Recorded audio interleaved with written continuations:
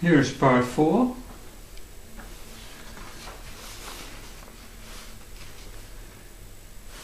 This is the 3 investment sectors. These are the 3 investment sectors.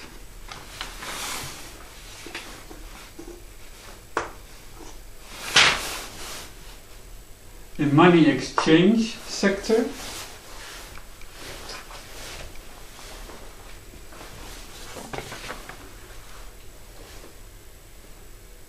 the money would always be static in the system. There's no playing around with it by the ones who manage the bank accounts. The second system is the money investment system, and the third system is the non-business investment loans. These 3 sectors are separated from each other.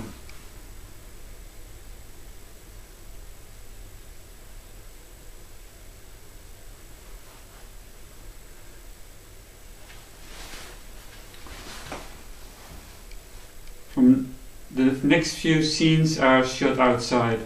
I hope the sound is reasonable. Probably varies a lot.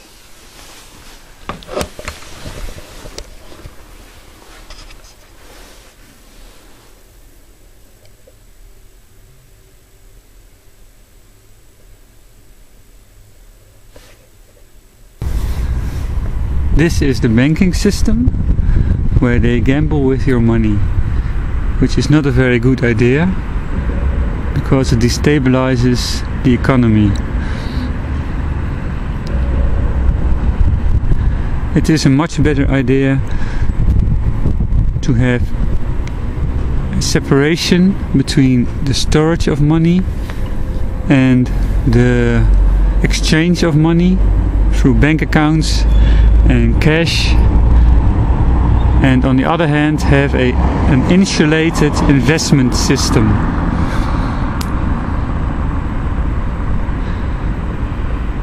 Which does not get its capital, its investment capital from people's earnings or their savings, etc. Dedicated investment capital, and then invest that money with a social motive, controlled by a form of democracy.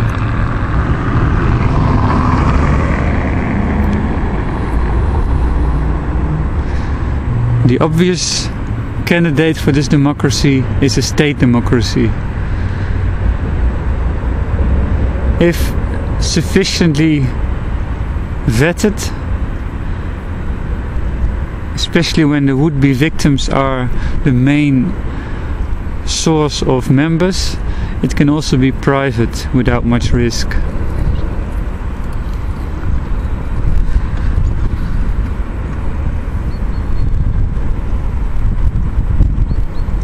What they are doing there in a triangular building is invest money in corporations where the owner of the corporation gains its profit from the difference between what they sell, what they get from the customers, and what he has to pay in costs. Unfortunately, on the cost side of this is also the income of almost everyone who works in this company. The goal of the owner is to reduce the costs as much as possible and to increase the sales as much as possible for the highest possible prices in order to gain the maximum profit. This means an interest in having the lowest amount of income for the workers there. The investment capital is even worse because the owner of the business is counted as one of the so-called employees. Therefore, for the investor, it is important to have an economy with the fewest amount of businesses, which means the fewest amount of owners, to reduce the costs of those owners on its return on investment. For the owners, it is also profitable to have more employees, to be bigger without destroying yourself, of course, itself, to have more profit. Thus the entire capitalist system rots into having giant monopolies and cartels, which is the world we see today.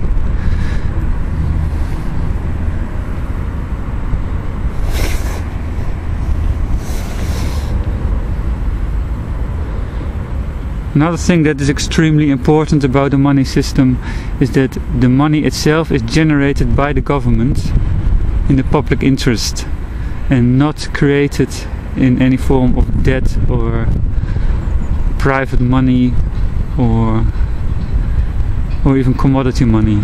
Money gains its value by it being value for tax, and it could be augmented with legal tender laws and being proper for any debt.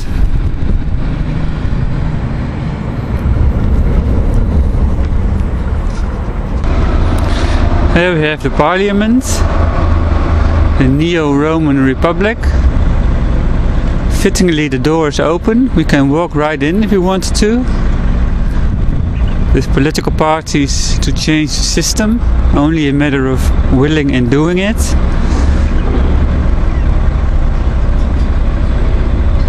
So the question is, when are you going to?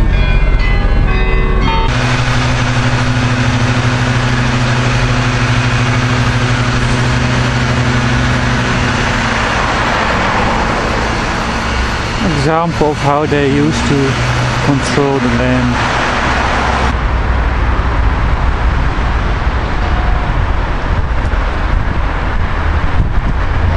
Do you have a say about what happens with the money?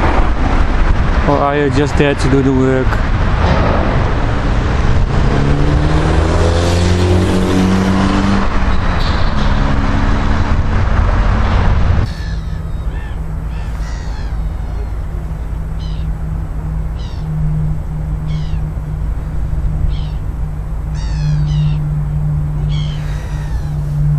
While the people work, someone is in control of the business, obviously.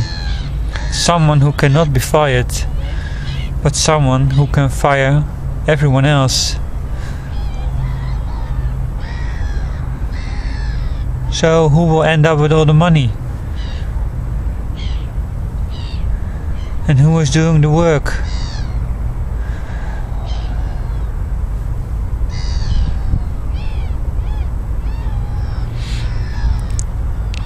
Why should 30 grown-up people take orders from someone who is no better than them? Can't they decide who is qualified to order them around?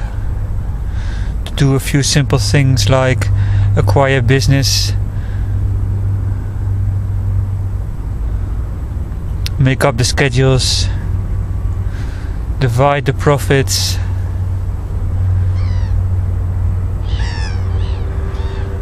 Is that so hard?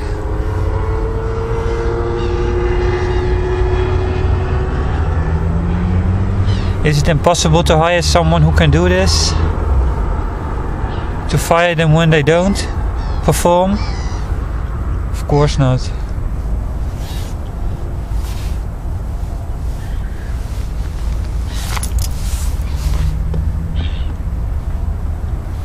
It's all very easy.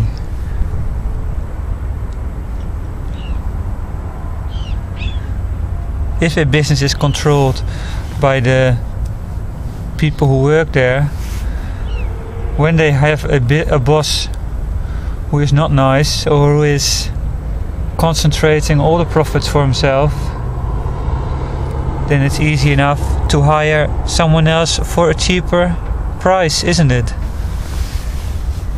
How difficult would that be? Wouldn't there be someone willing to do this? Of course there would be, especially if democratized businesses dominate the market.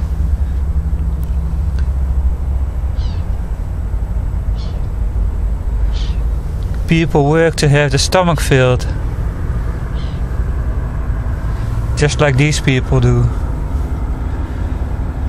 and a little bit more would be nice.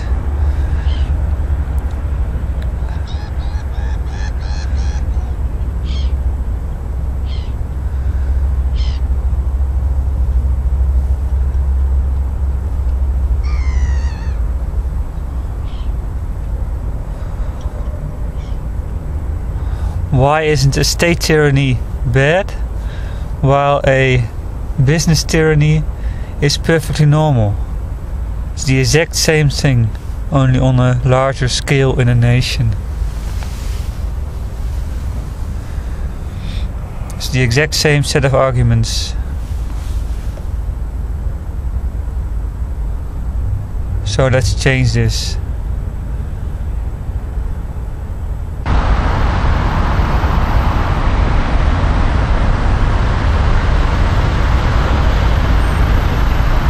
Or is this the real government? The TV, the newspapers?